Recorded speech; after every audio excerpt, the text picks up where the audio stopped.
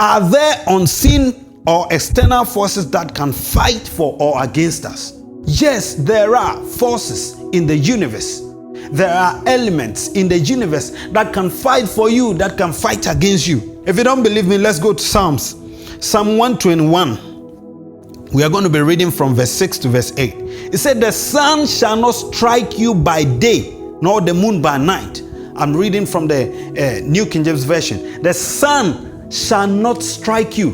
The Old King James says that the sun shall not smite you.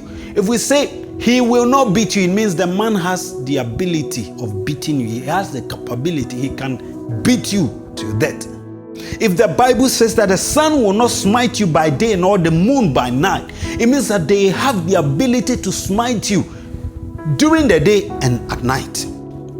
Verse 7, the Lord shall preserve you from evil. There is evil.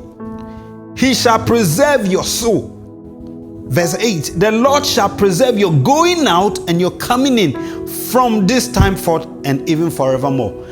God has to do a preserving because there are things that are fighting against us from without. Last week we spoke about things that fight us from within. And now we are talking about things that fight us from without or from outside. Psalm 91 verse 5 to 6. It says, you shall not be afraid of the terror by night. So there is a terror that comes by night, nor of the arrow that flies by day.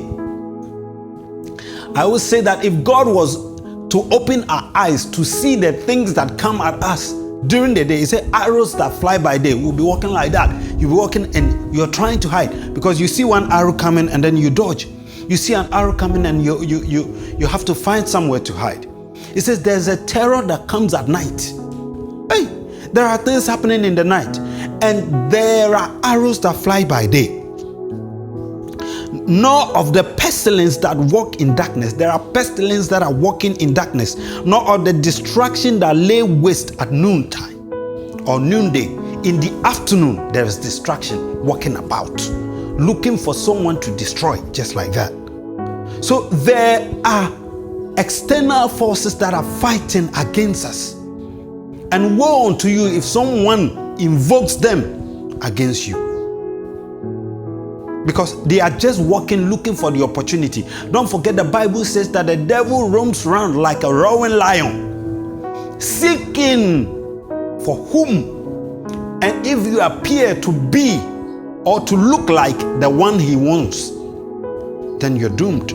Now, what can we do against these things since they are beyond our reach? Last week we spoke about how genes are transformed, how your genetics record or have a record of the things that happen within you and can be transferred generations. Today we are talking about things that follow you from without. And because they follow you, they'll follow your children and your children's children. What can we do to truncate, to take these things from our lives?